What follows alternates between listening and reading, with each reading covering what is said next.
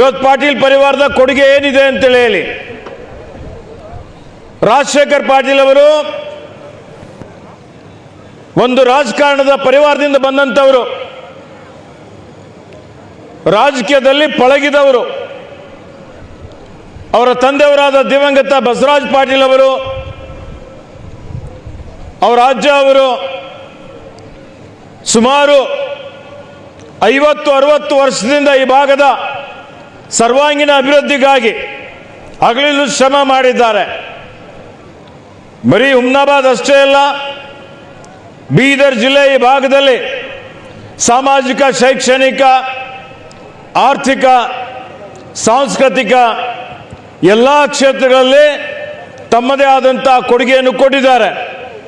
ಇವತ್ತು ನೀವೆಲ್ಲ ನೋಡ್ಬೋದು, ಏನು ದಿವಂಗತ ಬಸವರಾಜ ಪಾಟೀಲ್ ಅವರು ಸಚಿವರಾಗಿ, ಶಾಸಕರಾಗಿ, ವಿಧಾನ ಪರಿಷತ್ತಿನ ಸದಸ್ಯರಾಗಿ, ಇವತ್ತು ಅದರಲ್ಲಿ ವಿಶೇಷವಾಗಿ ಶತಾಯುಷಿಗಳಾದ ನಮ್ಮ ತಂದೆಯವರಾದ ಪೂಜ್ಯ ಭೀಮಣ್ಣ ಖಂಡ್ರೆಯವರ ಜೊತೆಯಲ್ಲಿ ಅದು ಬೀದರ್ ಸಹಕಾರ ಸಕ್ಕರೆ ಕಾರ್ಖಾನೆ ಇರ್ಬೋದು, ಕಾರಂಜ ಯೋಜನೆ ಇರ್ಬೋದು, ಇಲ್ಲಿರುವಂಥ ಶೈಕ್ಷಣಿಕ ಅಭಿವೃದ್ಧಿಗಾಗಿ ಅನೇಕ ಶಾಲಾ ಕಾಲೇಜುಗಳನ್ನು ನಿರ್ಮಾಣ ಮಾಡೋದರಲ್ಲಿ ಅವ್ರದ್ದೆಲ್ಲರ ಒಂದು ಸಂಕಲ್ಪ, ಕನಸೇನಿತ್ತಪ್ಪ ಅಂತ ಹೇಳಿದರೆ ಗಡಿ ಜಿಲ್ಲೆ ಆದಂಥ ಬೀದರ್ ಜಿಲ್ಲೆ ಅಭಿವೃದ್ಧಿಶೀಲ ಜಿಲ್ಲೆ ಆಗಬೇಕು ಅನ್ನುವಂಥದ್ದು. ಅದೆಲ್ಲವನ್ನು ಮಾಡಿ ಇವತ್ತು ನಮ್ಮೆಲ್ಲರಿಗೆ ಅವರೆಲ್ಲ ಆದರ್ಶಪ್ರಾಯರಾಗಿದ್ದಾರೆ. ನಾನಿರ್ಬೋದು, ರಾಜಶೇಖರ್ ಪಾಟೀಲ್ ಅವರಿರ್ಬೋದು, ನಮ್ಮೆಲ್ಲ ಹಿರಿಯರ ಒಂದು ಮಾರ್ಗದರ್ಶನದಲ್ಲಿ ಅವರೇನು ನಮಗೆ ದಾರಿ ತೋರಿಸ್ಕೊಟ್ಟಿದ್ದಾರೆ, ಅವರನ್ನು ಆದರ್ಶವನ್ನಾಗಿ ಇಟ್ಟುಕೊಂಡು ಇದು ರಾಜಕಾರಣ ಅಂತೇಳಿದರೆ ಇದು ಒಂದು ವೃತ್ತಿ ಅಂತಲ್ಲ, ಇದು ಒಂದು ಸಮಾಜ ಸೇವೆ. ಇವತ್ತು ಕಲುಷಿತ ಆಗಿರ್ಬೋದು, ಆದರೆ ಇವತ್ತು ಬಡವರಿಗೆ ಸಹಾಯ ಮಾಡುವಂಥದ್ದು, ಸೇವೆ ಮಾಡುವಂಥದ್ದು, ಸೇವೆ ಇವತ್ತು ಯಾವುದೇ ಪ್ರತಿಫಲಾಪೇಕ್ಷೆ ಇಲ್ಲದೆ ಮಾಡಬೇಕು ಅಂತ ಹೇಳ್ತಾರೆ, ಸದ್ದಿಲ್ಲದೆ ಸೇವೆ ಮಾಡಬೇಕು ಅಂತ ಹೇಳ್ತಾರೆ. ಇದು ಪ್ರಚಾರದ ಯುಗ. ಇವತ್ತು ನೋಡಿ, ಕರಂ ಕರೋ ಅನ್ನುವಂಥದ್ದು ಫಲ್ಕ ಆಶಾ ಮತ್ ಕರೋ. ಹೀಗಾಗಿ ನಾವೆಲ್ಲ ಇವತ್ತು ರಾಜಕೀಯದಲ್ಲಿ ಈ ಭಾಗದ ಜನರಿಗೆ ನ್ಯಾಯ ಕೊಡಬೇಕು, ಈ ಭಾಗದ ಅಭಿವೃದ್ಧಿ ಆಗಬೇಕು, ಅವರ ಕಣ್ಣೀರು ಒರೆಸಬೇಕು, ಅವರ ಸಮಸ್ಯೆಗಳಿಗೆ ಪರಿಹಾರ ಕಂಡುಕೊಳ್ಬೇಕು, ಜಡ್ಡುಗಟ್ಟಿದ ಆಡಳಿತದ ವ್ಯವಸ್ಥೆ ಚುರುಕುಗೊಳಿಸಬೇಕು ಅನ್ನುವಂಥ ಒಂದು ದೃಷ್ಟಿಯಿಂದ ಇವತ್ತು ರಾಜಕೀಯದಲ್ಲಿ ಬಂದಿದ್ದೇವೆ. ಅದೇ ರೀತಿಯಲ್ಲಿ ನಮ್ಮ ರಾಜಶೇಖರ್ ಪಾಟೀಲ್ ಅವರು ಸಹಿತ ಇವತ್ತು ಯುವಕರಿದ್ದಾಗಲೇ ಏನಾದರೂ ಜನಸೇವೆ ಮಾಡಬೇಕು ಅಂತೇಳಿ ರಾಜಕೀಯದಲ್ಲಿ ಬಂದು ಇವತ್ತು ಸುಮಾರು 4 ಸಲ ವಿಧಾನಸಭೆಯಲ್ಲಿ ಸದಸ್ಯರಾಗಿ, ಇವತ್ತು 1 ಸಲ ಮಂತ್ರಿಯಾಗಿ ಈ ಜಿಲ್ಲೆ ಅಭಿವೃದ್ಧಿಗಾಗಿ ಸಾಕಷ್ಟು ಶ್ರಮ ಮಾಡಿದ್ದಾರೆ. ಕಲ್ಯಾಣ ಕರ್ನಾಟಕ, ಅವತ್ತಿನ ಹೈದರಾಬಾದ್ ಕರ್ನಾಟಕ ಪ್ರದೇಶಾಭಿವೃದ್ಧಿ ಮಂಡಳಿ ಅಧ್ಯಕ್ಷರಾಗಿಯೂ ಈಗಾಗಲೇ ಸಾಕಷ್ಟು ಕೊಡುಗೆಯನ್ನು ಕೊಟ್ಟಿದ್ದಾರೆ. ಇವತ್ತು ನಾನು, ರಹೀಂ ಖಾನ್ ಅವರು, ರಾಜಶೇಖರ್ ಪಾಟೀಲ್ ಅವರು ಎಲ್ಲರೂ ಸೇರಿ ಸುಮಾರು, ಯಾಕೆಂದರೆ ಈಗ ನಾನು 20 ವರ್ಷದಿಂದ ಶಾಸಕನಾಗಿದ್ದೇನೆ, 4ನೇ ಸಲ, ಇದು 17ನೇ ವರ್ಷ ನಡೀತಾ ಇದೆ. ನಾವು ಏನೇ ಒಂದು ಕೆಲಸ ಕಾರ್ಯ ಇದ್ದರೂ, ಅಭಿವೃದ್ಧಿ ಕೆಲಸ ಇದ್ದರೂ ಒಗ್ಗಟ್ಟಾಗಿ ವಿಧಾನಸಭೆಯಲ್ಲಿ, ಸರ್ಕಾರದಲ್ಲಿ, ಅಧಿಕಾರದಲ್ಲಿರಲಿ, ಪ್ರತಿಪಕ್ಷದಲ್ಲಿರಲಿ ಇವತ್ತು ಹೋರಾಟ ಮಾಡಿ ಈ ಭಾಗದ ಅಭಿವೃದ್ಧಿಗಾಗಿ ನಾವೆಲ್ಲರೂ ಸೇರಿ ಐಕ್ಯತೆಯಿಂದ ಹೋರಾಟ ಮಾಡಿದ್ದೇವೆ. ಇವತ್ತು ನಾವು ಸೇವೆ ಮಾಡಿದ್ದೇವೆ, ಅಭಿವೃದ್ಧಿ ಮಾಡಿದ್ದೇವೆ ಅನ್ನುವಂಥ ಒಂದು ತೃಪ್ತಿ ಇವತ್ತು ನಮಗಿದೆ. ಆದರೆ ದುರದೃಷ್ಟ ಸಂಗತಿ ಏನಂತ ಹೇಳಿದರೆ, ನಾವೆಲ್ಲ ರಾಜಶೇಖರ್ ಪಾಟೀಲ್ ಅವರಿಗೆ ಈ ಸಲ ಮತ್ತೆ ಅವರು ಗೆಲ್ತಾರೆ. ಮತ್ತೆ ಒಂದು ಮಾತು ಹೇಳಲಿಕ್ಕೆ ಬಯಸ್ತಾ ಇದ್ದೇನೆ, ಕರ್ನಾಟಕ ರಾಜ್ಯದ ಜನ ಇವತ್ತು ನಮ್ಮ ಮೇಲೆ ಆಶೀರ್ವಾದ ಮಾಡಿ ಕಾಂಗ್ರೆಸ್ ಪಕ್ಷಕ್ಕೆ ಅಧಿಕಾರಕ್ಕೆ ತಂದಿದ್ದಾರೆ. ಸರ್ಕಾರ ನಡೀತಾ ಇದೆ, 21-22 ತಿಂಗಳಾಯಿತು. ಒಳ್ಳೆಯ ಸೇವೆಯನ್ನು, ಜನಪರ ಜೀವಪರ ಆಡಳಿತವನ್ನು ಕೊಡ್ತಾ ಇದ್ದೇವೆ. ಈ ಸರ್ಕಾರದಲ್ಲಿ ನಾನು ಮತ್ತು ರಹೀಂ ಖಾನ್ ಜೊತೆಯಲ್ಲಿ ಒಂದು ವೇಳೆ ನೀವೆಲ್ಲರೂ ತಪ್ಪು ಮಾಡದೇ ಇದ್ದರೆ ಇವತ್ತು ರಾಜಶೇಖರ್ ಪಾಟೀಲ್ ಅವರು ಶಾಸಕರಾಗಿ ಅಷ್ಟೇ ಅಲ್ಲ, ಮಂತ್ರಿಯಾಗಿಯೂ ಸೇವೆ ಮಾಡ್ತಾ ಇದ್ರು ಅನ್ನೋಂಥ ಮಾತನ್ನು ಹೇಳಲಿಕ್ಕೆ ಬಯಸ್ತಾ ಇದ್ದೇನೆ. ಇದಕ್ಕೆ ಆತ್ಮೀಯ ಬಂಧುಗಳೇ, ಸೋಲು ಗೆಲುವು ಸಹಜ. ಯಾರು ಸೋಲುವುದರಿಂದ, ಗೆಲ್ಲುವುದರಿಂದ ಯಾರ್ದೇನು ಚರಿತ್ರೆ ಬದಲಾವಣೆ ಆಗೋದಿಲ್ಲ. ಹಿಂದೆ ನಾವೇನು ಸೇವೆ ಮಾಡಿದ್ದೇವೆ ಅದು ಉಳಿತದೆ. ಈಗಾಗಲೇ ಹೇಳಿದ್ರು, ಹುಟ್ಟು ಆಕಸ್ಮಿಕ, ಸಾವು ನಿಶ್ಚಿತ. ಈ ಹುಟ್ಟು ಸಾವಿನ ಮಧ್ಯೆ ನಾವೇನು ಸೇವೆ ಮಾಡ್ತೀವಿ, ಏನು ಸಾಧನೆ ಮಾಡ್ತೀವಿ, ಅದೇ ಶಾಶ್ವತವಾಗಿ ಉಳಿತದೆ. ಇವತ್ತು ಜನ ಬರ್ತಾರೆ ಹೋಗ್ತಾರೆ, ಹ್ಯಾಂಗ್ ಬರ್ತಾರೆ ಗೊತ್ತಾಗೋದಿಲ್ಲ, ಹ್ಯಾಂಗ್ ಹೋಗ್ತಾರೆ ಗೊತ್ತಾಗೋದಿಲ್ಲ. ಕೆಲವೊಂದು ಜನ ಮಾತ್ರ ಜನಮಾನಸದಲ್ಲಿ ತಮ್ಮ ಛಾಪನ್ನು ಮೂಡಿಸ್ತಾರೆ. ಹೀಗಾಗಿ ರಾಜಶೇಖರ್ ಪಾಟೀಲ್ ಅವರು ಈ ಜನಸ್ತೋಮ ನೋಡಿದ್ರೆ ಎಷ್ಟೊಂದು ಪ್ರೀತಿಯಿಂದ, ಹುಮ್ಮಸ್ಸಿನಿಂದ, ಉತ್ಸಾಹದಿಂದ ನೀವೆಲ್ಲ ಅವರ ಕಾರ್ಯಕ್ರಮದಲ್ಲಿ ಭಾಗವಹಿಸಿದ್ದೀರಿ. ಇದೆಲ್ಲ ನೋಡಿದ್ರೆ ಇವತ್ತು ಅವರು ನಿಮ್ಮ ಮನಸ್ಸಿನಲ್ಲಿ, ಜನ ಮನಸ್ಸಿನಲ್ಲಿ ಶಾಶ್ವತವಾಗಿದ್ದಾರೆ ಅನ್ನುವಂಥ ಮಾತನ್ನು ಹೇಳಲಿಕ್ಕೆ ಬಯಸ್ತಾ ಇದ್ದೇನೆ. ಅದಕ್ಕೆ ಆತ್ಮೀಯ ಬಂಧುಗಳೇ, ಇವತ್ತು ಅಧಿಕಾರ ಮುಖ್ಯ ಅಲ್ಲ. ಇವತ್ತು ನಾವೆಲ್ಲ ಬಂದಂಥದ್ದು ಸೇವೆ ಮಾಡಲಿಕ್ಕೆ, ಅಭಿವೃದ್ಧಿಗೆ. ಇವತ್ತು ನಾವೆಲ್ಲರೂ ಕಂಕಣಬದ್ಧರಾಗಿದ್ದೇವೆ. ಅವರು ಇವತ್ತು ಅಧಿಕಾರದಲ್ಲಿ ಇರದೇ ಇರಬಹುದು, ಆದರೆ ಅಧಿಕಾರದಲ್ಲಿ ಇದ್ದಕ್ಕಿಂತಲೂ ಜಾಸ್ತಿ ಒಬ್ಬ ಸ್ಥಳೀಯ ಶಾಸಕರಿಗಿಂತಲೂ ಹೆಚ್ಚಿನ ರೀತಿಯಲ್ಲಿ ಕಳಕಳಿ ಇಟ್ಕೊಂಡು ಹಗಲಿರುಳು ಶ್ರಮ ಮಾಡಿ ಈ ಹುಮ್ನಾಬಾದ್ ಕ್ಷೇತ್ರ ಬೀದರ್ನಲ್ಲಿ ಏನೇನು ನಡೀತಾ ಇದೆ, ಇನ್ನು ಯಾವ ರೀತಿಯಲ್ಲಿ ಅಭಿವೃದ್ಧಿ ಮಾಡಬೇಕು, ನಿಮ್ಮ ಕಷ್ಟಗಳಿಗೆ ನಿಮ್ಮ ಸ್ಪಂದನೆ ಮಾಡಿ ಬಡವರ ಕಣ್ಣೀರನ್ನು ಒರೆಸುವಂಥದ್ದು, ಸಲಹೆ ಸೂಚನೆಗಳನ್ನು ಕೊಡುವಂಥದ್ದು, ಮತ್ತು ಇವತ್ತು ರಾಜ್ಯ ಮಟ್ಟದಲ್ಲಿಯೂ ಈ ಭಾಗದ ಅಭಿವೃದ್ಧಿಗಾಗಿ ಹಗಲಿರುಳು ಶ್ರಮ ಮಾಡ್ತಾ ಇದ್ದಾರೆ, ಸೇವೆ ಮಾಡ್ತಾ ಇದ್ದಾರೆ. ಇದು ಅತ್ಯಂತ ಪ್ರಶಂಸನೀಯ ಅನ್ನುವಂಥ ಮಾತನ್ನು ಹೇಳಲಿಕ್ಕೆ ಬಯಸ್ತಾ ಇದ್ದೇನೆ. ಆತ್ಮೀಯ ಬಂಧುಗಳೇ, ಇವತ್ತು ನೀವು ನೋಡಿ, ಮೊನ್ನೆ ನಡೆದಂಥ ಲೋಕಸಭೆ ಚುನಾವಣೆಯಲ್ಲಿ ಅವರು ವಿಶೇಷವಾಗಿ ಹುಮ್ನಾಬಾದ್ನಲ್ಲಿ ನನ್ನ ಸುಪುತ್ರ ಸಾಗರ್ ಖಂಡ್ರೆ ಅವರು ಕಾಂಗ್ರೆಸ್ ಪಕ್ಷದ ಅಭ್ಯರ್ಥಿ ಆದಂಥ ಸಂದರ್ಭದಲ್ಲಿ ಟೊಂಕ ಕಟ್ಟಿ ನಿಂತು ರಾತ್ರಿ ಹಗಲು ಓಡಾಡಿ ಇವತ್ತು ಹುಮ್ನಾಬಾದ್ ಮತಕ್ಷೇತ್ರದಿಂದ ಹೆಚ್ಚಿನ ಒಂದು ಪ್ರಚಂಡ ಬಹುಮತ ಕೊಡುವಂಥ ರೀತಿಯಲ್ಲಿ ಸೇವೆಯನ್ನು ಮಾಡಿದ್ದಾರೆ. ಇವತ್ತು ಈ ರೀತಿಯಲ್ಲಿ ಅವರ ಕಾರ್ಯ ಯಾವತ್ತಿಗೂ ಪ್ರಶಂಸನೀಯವಾಗಿದೆ. ಈಗ ಇವತ್ತು ನಾವೆಲ್ಲರೂ ಸೇರಿ ಎಲ್ಲರೂ ವೇದಿಕೆ ಮೇಲೆ ಇದ್ದೇವೆ. ರಹೀಂ ಖಾನ್ ಅವರು ಇದ್ದಾರೆ. ನಮ್ಮ ಉದ್ದೇಶ ಏನಿದೆ ಅಪ್ಪ, ಇವತ್ತೇನು ಹಿಂದಿನಿಂದ ಅನೇಕ ಕಾರಣಗಳಿಂದ ನಮ್ಮ ಹಿರಿಯರೆಲ್ಲರೂ ಬಹಳ ಹೋರಾಟ ಮಾಡಿದ್ದಾರೆ. ನಮ್ಮ ತಂದೆಯವರ ಪೂಜ್ಯ ಭೀಮಣ್ಣ ಖಂಡ್ರೆ ಅವರು ಇರ್ಬೋದು, ಬಸವರಾಜ ಪಾಟೀಲ್ ಅವರು ಇರ್ಬೋದು. ಈ ಭಾಗ ಜಿಲ್ಲೆ ಗಡಿ ಜಿಲ್ಲೆ ಇದೆ, ಅಭಿವೃದ್ಧಿ ಆಗಬೇಕು ಅನ್ನೋದಕ್ಕೆ ಅದಕ್ಕೆ ಪೂರಕವಾಗಿ ಹಿಂದುಳಿದ ಭಾಗ ಅನ್ನುವಂಥ ಹಣಪಟ್ಟಿ ಇದನ್ನು ಕಿತ್ತಾಕಬೇಕು ಅಂತೇಳಿ ಹೇಳಿ ಇವತ್ತು ಏನು ನಮ್ಮ ಸರ್ಕಾರ ಇದ್ದಾಗ ಸಂವಿಧಾನ ಅನುಚ್ಛೇದ 371ರಲ್ಲಿ ತಿದ್ದುಪಡಿ ತಂದು ವಿಶೇಷ ಸ್ಥಾನಮಾನ ಕೊಟ್ಟು ಇವತ್ತು ಸಾವಿರಾರು ಕೋಟಿ, 5,000 ಕೋಟಿ ರೂಪಾಯಿ ನಮ್ಮ ಸರ್ಕಾರ ಬಂದ ಮೇಲೆ 371 ಜೆಯಲ್ಲಿ ಇವತ್ತು ಮೀಸಲಿಟ್ಟಿದ್ದೇವೆ. ಅದರ 500 ಕೋಟಿ ರೂಪಾಯಿ ಬೀದರ್ ಜಿಲ್ಲೆಗೆ ಬಂದಿದೆ. ಇವತ್ತೇನು ಅಭಿವೃದ್ಧಿ ಪರ ಕೆಲಸ ಕಾರ್ಯಗಳಾಗ್ತಾ ಇದ್ದಾವೆ. ಒಂದು ಕಡೆ ಇದೆ, ನಾವೇನು ಮಾತು ಕೊಟ್ಟಿದ್ದೇವೆ, ಕೊಟ್ಟ ಭರವಸೆಯನ್ನು ಈಡೇರಿಸಿದ್ದೇವೆ, ಕೊಟ್ಟ ಮಾತಿನಂತೆ ನಡೆದಿದ್ದೇವೆ, ಎಲ್ಲ ಗ್ಯಾರಂಟಿಗಳನ್ನು ಅನುಷ್ಠಾನ ಮಾಡಿದ್ದೇವೆ. ಇವತ್ತು ಅನೇಕ ನಮ್ಮ ಪ್ರತಿಪಕ್ಷದವರು ಗ್ಯಾರಂಟಿ ಕೊಟ್ಟರೆ ದಿವಾಳಿ ಆಗ್ತದೆ. ದಿವಾಳಿ ಆಯ್ತಾ? ಯಾಕಪ್ಪ, ಪೊಲೀಸರಿಗೆಲ್ಲ ಸಂಬಳ ಸಿಗ್ತಾ ಇದೆ ಇಲ್ಲ? ಸಿಗ್ತಾ ಇದೆ ಅಲ್ಲ? ಇವತ್ತು ದಿವಾಳಿನೂ ಅಲ್ಲ, ಅಭಿವೃದ್ಧಿನೂ ಆಗ್ತಾ ಇದೆ. ನೀವು ನೋಡ್ತಾ ಇದ್ದೀರಿ, ದಿನ ನಾವೆಲ್ಲ ಅಭಿವೃದ್ಧಿ ಪರ ಕೆಲಸ ಕಾರ್ಯಗಳಿಗೆ ಶಂಕುಸ್ಥಾಪನೆ ಮಾಡ್ತಾ ಇದ್ದೀವಿ, ಉದ್ಘಾಟನೆ ಮಾಡ್ತಾ ಇದ್ದೀವಿ. ಬಡವರಿಗೆ ಮೇಲೆತ್ತುವಂಥ ಕೆಲಸನೂ ಮಾಡ್ತೇವೆ, ಅಭಿವೃದ್ಧಿನೂ ಮಾಡ್ತೇವೆ ಅನ್ನುವಂಥ ಮಾತನ್ನು ನಾನು ಹೇಳಿಕೆ ಬಯಸ್ತಾ ಇದ್ದೇನೆ. ಆತ್ಮೀಯ ಬಂಧುಗಳೇ, ಇವತ್ತು ನಾವೆಲ್ಲರೂ ಪಕ್ಷಾತೀತವಾಗಿ, ಜಾತ್ಯತೀತವಾಗಿ ಈ ಜಿಲ್ಲೆಯ, ಈ ಭಾಗದ, ಕಲ್ಯಾಣ ಕರ್ನಾಟಕದ ಅಭಿವೃದ್ಧಿ ಆಗಬೇಕು ಅಂತ ಹೇಳಿದ್ರೆ ಬೀದರ್ ಜಿಲ್ಲೆಯ ಜನರ ತಿಳುವಳಿಕೆ ಮಟ್ಟ ಜಾಸ್ತಿ ಆಗಬೇಕು. ಬೀದರ್ ಜಿಲ್ಲೆಯ ಜನರ ಇವತ್ತು ಆರ್ಥಿಕ ಮಟ್ಟ ಸುಧಾರಣೆ ಆಗಬೇಕು. ಬೀದರ್ ಜಿಲ್ಲೆಯ ಜನರ ಜ್ಞಾನ ವೃದ್ಧಿ ಆಗಬೇಕು. ಆ ರೀತಿಯಲ್ಲಿ ಇವತ್ತು ನಮ್ಮ ಜಿಲ್ಲೆ, ನಮ್ಮ ಉದ್ದೇಶ ಉಸ್ತುವಾರಿ ಮಂತ್ರಿಯಾಗಿ ಎಲ್ಲರ ಒಂದು ಇವತ್ತು ಸಹಕಾರವನ್ನು ಪಡೆದು ನಮ್ಮ ಬೀದರ್ ಜಿಲ್ಲೆ ಇಡೀ ಕಲ್ಯಾಣ ಕರ್ನಾಟಕದಲ್ಲಿ ನಂಬರ್ 1 ಜಿಲ್ಲೆ ಆಗಬೇಕು ಅನ್ನುವಂಥ ಒಂದು ಸಂಕಲ್ಪವನ್ನು ನಾವು ಇಟ್ಟುಕೊಂಡಿದ್ದೇವೆ. ಆತ್ಮೀಯ ಬಂಧುಗಳೇ, ಇವತ್ತು ಈ ಕಾರ್ಯಕ್ರಮಕ್ಕೆ ನಮ್ಮೆಲ್ಲರ ಪ್ರದೇಶ ಕಾಂಗ್ರೆಸ್ ಸಮಿತಿ ಅಧ್ಯಕ್ಷರು, ಉಪಮುಖ್ಯಮಂತ್ರಿಗಳಾದಂಥ DK ಶಿವಕುಮಾರ್ ಅವರು ಬರಲಿಕ್ಕೆ ಒಪ್ಪಿದ್ರು. ವಿಶೇಷ ವಿಮಾನನೂ ತಯಾರಿತ್ತು. ನಾನು, ರಾಜಶೇಖರ್ ಪಾಟೀಲ್, ಭೀಮರಾವ್ ಪಾಟೀಲ್, ಚಂದ್ರಶೇಖರ್ ಪಾಟೀಲ್ ಹೋಗಿ ಆಹ್ವಾನ ಮಾಡಿದ್ದೇವೆ. ಆದರೆ ಕೊನೆ ಗಳಿಗೆಯಲ್ಲಿ ಸನ್ಮಾನ್ಯ ಮುಖ್ಯಮಂತ್ರಿಯವರು ಕರ್ನಾಟಕ ಭವನದ ಹೊಸ ಒಂದು ಕಟ್ಟಡದ ಉದ್ಘಾಟನೆ ಈಗ 6:30 ಗಂಟೆಗೆ ಆಗಿದೆ. ಆ ಕಾರ್ಯಕ್ರಮ ಇವತ್ತೇ ಇಟ್ಟುಕೊಂಡಿದ್ದಕ್ಕಾಗಿ ಅನಿವಾರ್ಯ ಕಾರಣದಿಂದ ಅವರಿಗೆ ಹೋಗಬೇಕಾಗಿತ್ತು. ಈಗಾಗಲೇ ಅವರು ನನಗೆ ದೂರವಾಣಿ ಮುಖಾಂತರ ಮಾತನಾಡಿ ರಾಜಶೇಖರ್ ಪಾಟೀಲ್ ಅವರ ಈ ಒಂದು ಹುಟ್ಟುಹಬ್ಬದ ಸಂದರ್ಭದಲ್ಲಿ ಅವರಿಗೆ ಅಭಿನಂದನೆ ಶುಭಾಶಯಗಳನ್ನು ಹೇಳಬೇಕು ಅನ್ನುವಂಥ ಒಂದು ಮಾತು ನನಗೆ ಹೇಳಿದ್ದಾರೆ ಅನ್ನುವಂಥದ್ದು ಈ ವೇದಿಕೆ ಮುಖಾಂತರ ತಮ್ಮೆಲ್ಲರಿಗೆ ಹಂಚಿಕೊಳ್ತಾ ಇದ್ದೇನೆ.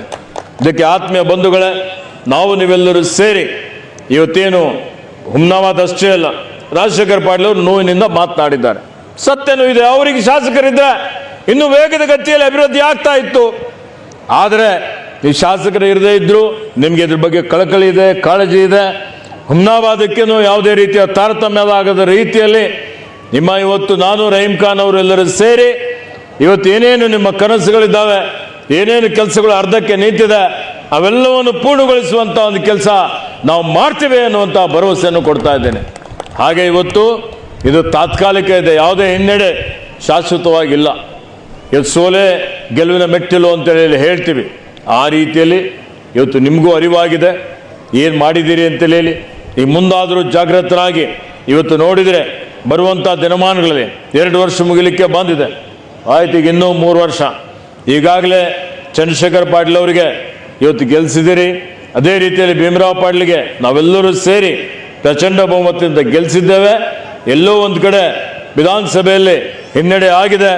ಅದಕ್ಕೆ ಯಾರೂ ಇವತ್ತು ಎದೆಗುಂದದ ಅವಶ್ಯಕತೆ ಇಲ್ಲ, ಯಾರೂ ದತ್ತಿಗೆಡುವ ಅವಶ್ಯಕತೆ ಇಲ್ಲ. ನಾವೆಲ್ಲ ನಿಮ್ಮ ಜೊತೆಯಲ್ಲಿದ್ದೀವಿ.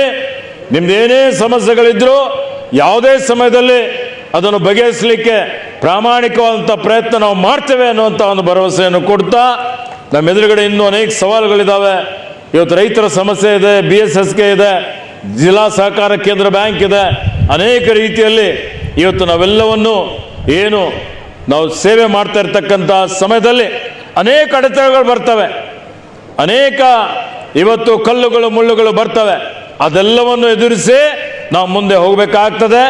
ಅದೇ ರೀತಿಯಲ್ಲಿ ರಾಜಶೇಖರ್ ಪಾಟೀಲ್ ಅವರು ಇವತ್ತು ಧೈರ್ಯವಂತರಿದ್ದಾರೆ, ನಿಮ್ಮ ಜೊತೆಯಲ್ಲಿದ್ದಾರೆ, ಜನರ ಮಧ್ಯದಲ್ಲಿದ್ದಾರೆ. ಬರುವಂಥ ದಿನಮಾನಗಳಲ್ಲಿ ಇನ್ನೂ ಅವರಿಗೆ ಬಹಳ ದೊಡ್ಡ ಮಟ್ಟದ ಭವಿಷ್ಯ ಇದೆ. ಎತ್ತರಕ್ಕೆ ಹೋಗ್ತಾರೆ. ರಾಜಕೀಯ ಅಧಿಕಾರ ಮತ್ತೆ ಬಂದೇ ಬರ್ತದೆ. ನಿಮ್ಮೆಲ್ಲರ ಆಶೀರ್ವಾದ ಅವ್ರ ಮೇಲೆ ನಮ್ಮ ಮೇಲೆಲ್ಲ ಇರಲಿ. ಮುಂಬರುವಂಥ ದಿನಮಾನಗಳಲ್ಲಿ ಮತ್ತೆ ಕೊಟ್ಟ ಮಾತಿನಂತೆ ನಡೆದು ಮುಂಬರುವಂಥ ದಿನಮಾನಗಳಲ್ಲಿನೂ ಹೆಚ್ಚಿನ ಶಕ್ತಿಯಿಂದ ಮತ್ತೆ ಬಂದು ಈ ಜಿಲ್ಲೆ ರಾಜ್ಯದ ಅಭಿವೃದ್ಧಿ ಮಾಡುವಂಥ ಒಂದು ಕೆಲಸ, ಒಂದು ಅವಕಾಶ ನೀವೆಲ್ಲ ಕೊಡಬೇಕು ಅಂತೇಳಿ ಹೇಳಿ ಈ ವೇದಿಕೆ ಮುಖಾಂತರ ರಾಜಶೇಖರ್ ಪಾಟೀಲ್ ಅವರಿಗೆ ಆ ಭಗವಂತನು, ಆ ಪೂಜ್ಯರು ಇನ್ನೂ ಹೆಚ್ಚಿನ ಆಯುಷ್ಯ, ಆರೋಗ್ಯ, ಸುಖ, ಶಾಂತಿ, ಸಮೃದ್ಧಿ, ನೆಮ್ಮದಿ ಅವರಿಗೆ ಅಧಿಕಾರ ಕೊಡಲಿ ಅಂತೇಳಿ ಹೇಳಿ ಹಾರೈಸಿ ಮತ್ತೊಮ್ಮೆ ಅವರಿಗೆ ಹುಟ್ಟುಹಬ್ಬದ ಹಾರ್ದಿಕ ಶುಭಾಶಯಗಳನ್ನು ಕೋರಿ ನನ್ನ 2 ಮಾತುಗಳು ಶುಭಾಶಯಗಳು ಹೇಳ್ತೇನೆ. ಮತ್ತು ನಿಜವಾಗಲೂ ಬಸವರಾಜ್ ಪಾಟೀಲ್ ಅವ್ರ ಪರಿವಾರದ ಬಗ್ಗೆ ಎಷ್ಟು ಹೇಳಿದರೂ ಕಡಿಮೆ ಇದೆ. एक ऐतिहासिक और हैदराबाद कर्नाटक बीदर डिस्ट्रिक्ट में बसवराज पाटिल बोले तो पूरे कर्नाटक में उनका नाम लिया जाता है. और अभी ईश्वर खंडे जी बताए कि राजशेखर साहब और उनका परिवार हुमनाबाद के लिए, बीदर डिस्ट्रिक्ट के लिए क्या क्या किया है, ಏನೇನು ಮಾಡಿದ್ದಾರೆ ಅಂತ ಮುಂದೆ ಇದೆ. ಮತ್ತೆ निजवागलू राजशेखर पाटिल को लोग खाली MLA से नहीं, एक बहुत बड़े पोस्ट से, पावरफुल पोस्ट, एक मिनिस्टर को आज देख सकते थे, लेकिन कुछ वजह से ये गलती हुई. तो मैं सभी हुमनाबाद की जनता को बहुत बहुत मुबारकबाद देता हूँ. आप सभी लोग आए यहाँ पे, और आज भी सिक्का बसवराज पाटिल का परिवार का ही चलता है. राजशेखर पाटिल सबका ही सिक्का चलता है. वो क्यों बोल के देखो, क्योंकि चीफ मिनिस्टर सिद्धरामैया जी बहुत क्लोज है और मल्लिकार्जुन खड़गे जी बहुत क्लोज है. सभी कैबिनेट के मिनिस्टर, सभी लोग साथी और इतने क्लोजली फ्रेंड है राजशेखर साहब के. सभी MLA, गवर्नमेंट में जितने लोग हैं पूरे लोग उनके क्लोज फ्रेंड्स हैं और वो जो बोलते हैं वही काम जरूर इमीडिएटली होता है। साथ ही उनके भाई भीमू पटेल है, डॉक्टर चंद्रशेखर है, हुमनाबाद के लिए 24 आवर उनका परिवार पूरा साथ दे रहा है। 24 ಅವರ್ಸ್ ಯಾವಾಗಲೂ ಆ ಪರಿವಾರ ಕೆಲಸ ಮಾಡ್ಲತ್ತಾರೆ। ಆ ಪರಿವಾರಿಗೆ ಏನು ಕಡಿಮೆ ಇಲ್ಲ। ಆ ಪರಿವಾರವರು ಎಲ್ಲರೂ ದೊಡ್ಡ ದೊಡ್ಡ ಪ್ಲೇಸ್ನಲ್ಲಿ, ಫಾರಿನ್ನಲ್ಲಿ ಅಲ್ಲಿ ಇದ್ದು ಅಲ್ಲಿ ಇಲ್ಲಿ ಬಿಸ್ನೆಸ್ ದೊಡ್ಡ ದೊಡ್ಡ ಮಾಡಬಹುದು, ದೇವರು ಏನು ಕಡಿಮೆ ಕೊಟ್ಟಿಲ್ಲ। ಆದರೂ ಜನಸೇವೆ ಸಲಹೆಗೆ ಅವರು ಇಲ್ಲೇ ಇದ್ದು ಎಲ್ಲ ಜನರಿಗೆ ಸೇವೆ ಮಾಡ್ಲತ್ತಾರೆ 100%। क्योंकि दिन रात, रात रही तो दिन होता है, दिन हो तो रात होती है। बड़े बड़े लीडरों को ऊंच नीच हुआ है। इंदिरा गांधी जैसे प्राइम मिनिस्टर थे, उनको भी आगे पीछे होना पड़ा है। तो राजशेखर पाटिल के साथ मैं, ईश्वर खंडरे जी कभी भी ठहरे हैं और हमेशा ठहरे रहेंगे इस परिवार के साथ।